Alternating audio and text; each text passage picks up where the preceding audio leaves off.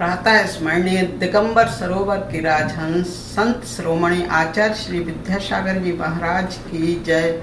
मुनि पुंगा श्री सुधासागर जी महाराज की जय। श्री विद्यासागर महिमा प्रतियोगिता। नाम श्रीमती रेखा जैन, उम्र 54 वर्ष, भव्योदय चैनल, कोड नंबर 104। विषय भाषण। गुरु आपके तप की चर्चा आज विश्व में होती है, इंद्र सभा में भी तो आपके ज्ञान की अर्चा होती है। राजाओं सा तन वैभव यश सब पाकर आपने ठुकराया, तीन लोक में पूज्य मुनि पद गुरु आपने अपनाया। ऐसे ज्ञानी गुरुवर का हमको मिला सहारा है, श्री विद्यासागर गुरुवर आपको सत सत नमन हमारा है।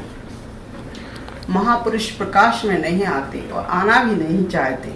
यह बात निराली है कि प्रकाश सभी को प्रकाशित करेगा। आनंदमयो ज्ञानमयो विज्ञानमयो आदित्य। विद्यासागर जी महाराज तो सूर्य के समान है, जो आनंदमय है, ज्ञानमय है, ध्यानमय और विज्ञानमय है। सूर्य संभाव से अपना प्रकाश मनुष्य, प्राणियों, जीव जंतुओं और वनस्पतियों पर फैलाता है। आचार्य विद्यासागर जी भी जन कल्याण के लिए जीव जंतुओं, स्थावरों, एक इंद्रिय से लेकर पंचेंद्रिय तक के जीवों और पंच स्थावरों की रक्षा करने के हेतु निरंतर अपने आत्म साधना में लीन रहते हैं। उनका कथन किसी श्लोक से कम नहीं, उनका लेखन किसी दर्शन से कम नहीं और उनका जीवन किसी चारित्र से कम नहीं, जिसके हर पन्ने पर सोच है, संस्कार है। धन्य है वो आत्म संतोषी आचार्य विद्यासागर जी महाराज, जो दिगंबर हैं, जिनका हाथ ही पवित्र पात्र है, पृथ्वी ही जिनकी सैया है और दसों दिशाएं ही जिनका अंबर है, जिन्हें आप प्राप्त की चाह नहीं और प्राप्त से मोह नहीं। इस युग के ऐसे ऋषिराज आचार्य विद्यासागर जी महाराज, जो अपने कर्म की मिट्टी से धर्म का एक ऐसा कुंभ तैयार करते हैं जिससे पुण्य का अमृत निरंतर छलकता रहता है। जब एक महापुरुष अपने सत्कर्मों से महान शिखर पर आसीन होता है, तब न केवल चारित्र का उदय होता है, बल्कि ज्ञान का प्रचार प्रसार और विद्या का भी उदय होता है। आचार्य भगवान की उपस्थिति ही विद्या का उदय है, विद्योदय। जिस समय आचार्य भगवान माँ श्रीमती जी के गर्भ में आई, तब उससे पूर्व माता को एक सपना आया। उन्होंने देखा कि आकाश मार्ग से एक सुंदर चक्र आया और उनके घर में प्रवेश किया। इसके बाद एक तीर्थंकर भगवान माँ श्रीमती की ओर खींचे चले आ रहे हैं और उनके पीछे 2-4 रिद्धिधारी मुनिवर भी माँ के आंगन में उतरे। माँ ने प्रदक्षिणा देकर के सभी का पड़गान किया और निरंतर आहार हुआ। जब श्रीमती माँ की नींद खुली, तब उन्होंने इन संकेतों को जानकर समझा कि मेरी आने वाली भावी संतान विलक्षण गुणों से संपन्न होगी। 20वीं सदी के प्रथम आचार्य शांतिसागर जी महाराज एक ऐसे आचार्य हुए जिन्होंने निर्ग्रंथ दिगंबर मुनि परंपरा का प्रचार और प्रसार किया। सदलगा से 40-50 किलोमीटर की दूरी पर आचार्य शांतिसागर जी महाराज का संघ आया हुआ था। आचार्य विद्यासागर महाराज का परिवार उनके दर्शन करने के लिए वहां गया। विशाल जनसमूह उपस्थित था। उन्होंने अपने प्रवचनों के द्वारा जनसमूह को संबोधा। उनके प्रवचन सुनकर के बालक विद्याधर पर ऐसा असर हुआ कि उनके अंतःचक्षु खुल गए और वह सम्यक दर्शन, सम्यक ज्ञान और सम्यक चारित्र की ओर बढ़ गए। उस समय इनकी उम्र कुल 9 वर्ष की थी। शायद नियति को ऐसा ही मंजूर था, क्योंकि कहते हैं ना कि पूत के गुण पालने में दिखते हैं।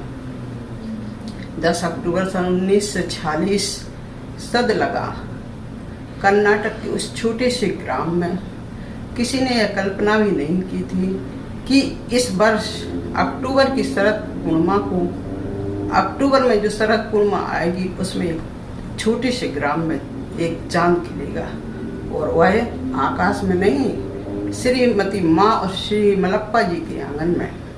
आचार्य विद्याधर 4 भाई और 2 बहन थे।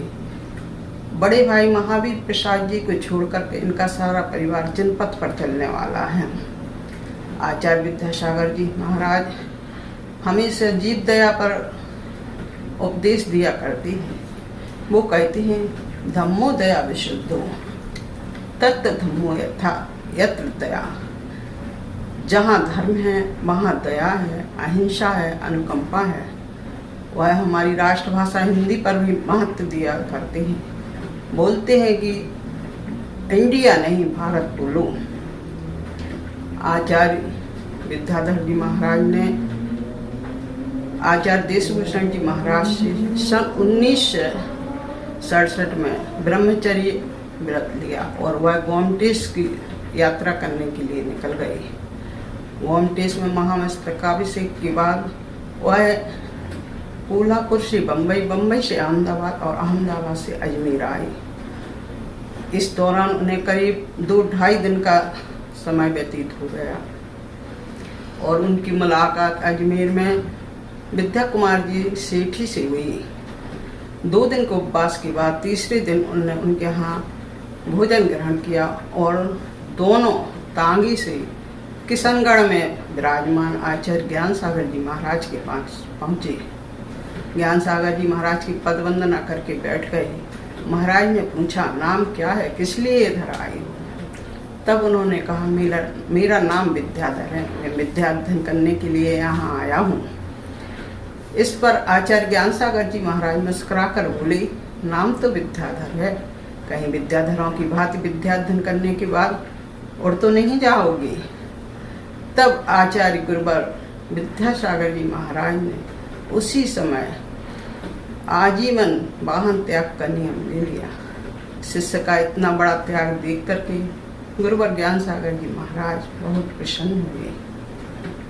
30 जून सन 1968 को जिस समय इनकी मुनि दीक्षा होने थी, उस समय इनकी मुनि दीक्षा की चर्चाएं बहुत दूर दूर तक फैली हुई थी, क्योंकि उस समय छोटी उम्र में मुनि दीक्षा बहुत कम हुआ करती थी।